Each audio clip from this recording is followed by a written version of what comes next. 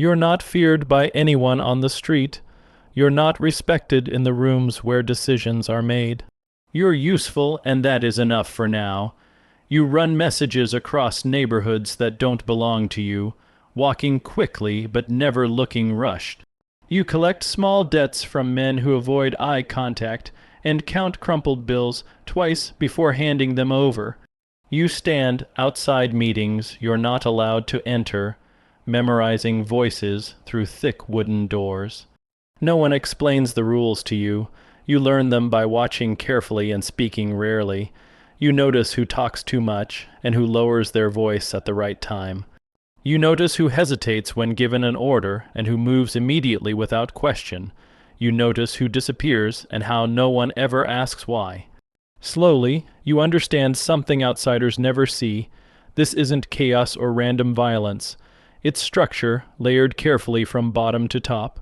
Every errand you complete is a quiet test of discipline. Every delay is remembered. Every unnecessary word is recorded somewhere in someone's mind. You don't complain, you don't question, you don't try to stand out, because at the very bottom, survival depends on one simple skill: remaining invisible long enough to rise. The day finally comes when they stop calling you a runner. You are brought into a private room, smaller than you expected, quieter than you imagined. No speeches, no celebration, just rules. You take the oath knowing there is no exit from this structure once you step inside it fully. From this moment forward, you are protected, but protection comes with weight. You're assigned territory not as a reward, but as responsibility. Money begins to flow through your hands in larger amounts than you've ever seen before. You collect, you distribute, you report upward without hesitation.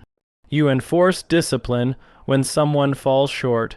You begin to notice a shift in how others speak to you. Conversations pause when you enter a room. You are no longer invisible, but you are not untouchable. If earnings slow, protection weakens.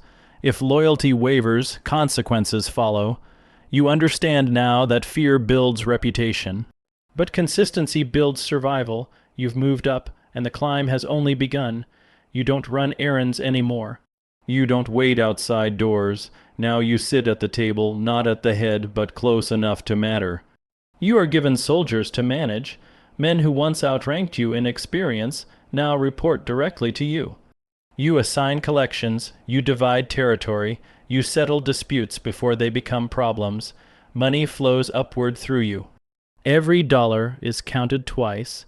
If numbers are short, you answer for it. If someone makes noise, you silence it quietly. You learn quickly that leadership here is not about charisma.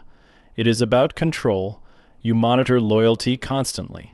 Who shows up late? Who speaks too confidently? Who hesitates before saying yes? You report upward with precision. Never emotional, never defensive, just facts. You begin to understand something important. Power at this level is fragile. You are protected, but only because you are useful. Below you, they watch for weakness. Above you, they watch for mistakes. You feel the pressure, but you don't show it. Your tone remains calm, your posture steady, your decisions deliberate. You resolve problems before they escalate. You remove inefficiencies before they are noticed. You correct behavior before someone higher demands it. You are no longer surviving, you are managing. And for the first time, you understand that real power is not loud. It is organized, but you also understand something else. If the structure shifts, you could fall with it. And no one would hesitate. You no longer answer to street-level problems. You oversee captains and manage entire blocks of territory that were once invisible to you. Every transaction flows through your hands before reaching the boss. Every dispute is brought to you first, every misstep noted, every promise double-checked. If a captain steals, you decide quietly how it is handled. If a business owner forgets loyalty, you correct it before anyone else notices. You monitor obedience constantly. You know that the biggest threats are inside, not outside. Every decision is measured. You do not react emotionally, you do not hesitate, you do not show weakness, you are second in command, but first in responsibility. Your life is no longer invisible, yet no one truly knows you. You control the flow, the order, the loyalty. And with each quiet move, you understand that isolation is now part of power. You no longer move through the streets. The streets move through you. You do not chase money. Money arrives at your desk, counted, verified, unquestioned. You do not argue, you decide. You approve promotions and authorize punishment without hesitation. Every room changes when you enter. Every voice lowers, every movement slows. You speak rarely, but when you do, it moves systems. You are insulated from most danger, yet responsible for all of it. You watch carefully for betrayal. Every whisper, glance, hesitation. Nothing escapes you. You trust no one. No one fully trusts you. You understand at the top, isolation is part of survival. Fear is no longer enough. Loyalty must be engineered. Obedience must be maintained. You are not a king. You are not a hero. You are the system.